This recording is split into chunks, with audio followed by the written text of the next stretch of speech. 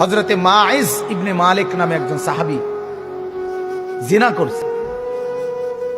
আল্লাহর নবীর কাছে এসে বলছি, ইয়া রাসূলুল্লাহ কাদ জানাইতু, আমি জিনা করে ফেলেছি। আল্লাহর নবী ফালতাফাতা, অন্যদিকে চেহারা ফিরাই দিয়েছেন। আবার তিনি বললেন ওইদিকে ফিরে গিয়ে, ইয়া রাসূলুল্লাহ আমি জিনা করেছি। নবীজি আবার চেহারা আরেক দিকে ফিরাই নিলেন। উনি আবার বললেন, ইয়া রাসূলুল্লাহ আমি জিনা করে ফেলেছি, আমাকে শাস্তি দেন, আমার উপরে হদ শরীয়তের বিধান কায়েম করেন, আমার আখিরাত পরিষ্কার করে দেন, আমার আখিরাত বরবাদ হয়ে যাবে নাই তো। আমি এখন ফয়সালা বিচার মানতে রাজি, আমার রায় এখন করে দেন।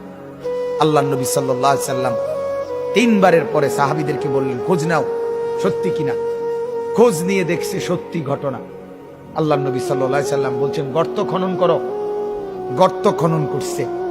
ওই সাহাবীকে গর্তের মাঝখানে কোমর পর্যন্ত দাঁড় করাইয়া বাকি সাহাবীদেরকে বলছে তাকে পাথর মেরে হত্যা করো। মুসলিম শরীফের হাদিস, একেবারে বিশুদ্ধ হাদিস। যখন পাথর মেরে হত্যা করছে, তখন পাথরের আঘাতের কারণে ওনার শরীর থেকে রক্তের ছিটা একজন সাহাবীর গায়ে আয়সা লাগছে। ওই সাহাবী তখন একটু বিরক্ত হয়েছে। বিরক্ত হইয়া বলছে, আহ, এক নাফরমানের রক্ত লাগলো, এক বদকারের রক্ত গায়ে লাগলো, তো মানে এরকম একটা বিরক্তি দেখাইছে।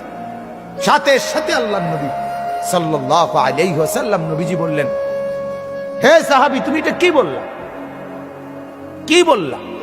আমার এই মায়েজ গোটা পৃথিবী যা জানতো না, নিজের অপরাধ নিজে স্বীকার করে, নিজের শাস্তি নিজে গ্রহণ করে তওবা করছে।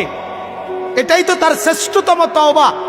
আখিরাতের ভয়ে নিজেকে শাস্তির সামনে পেশ করে দিছে।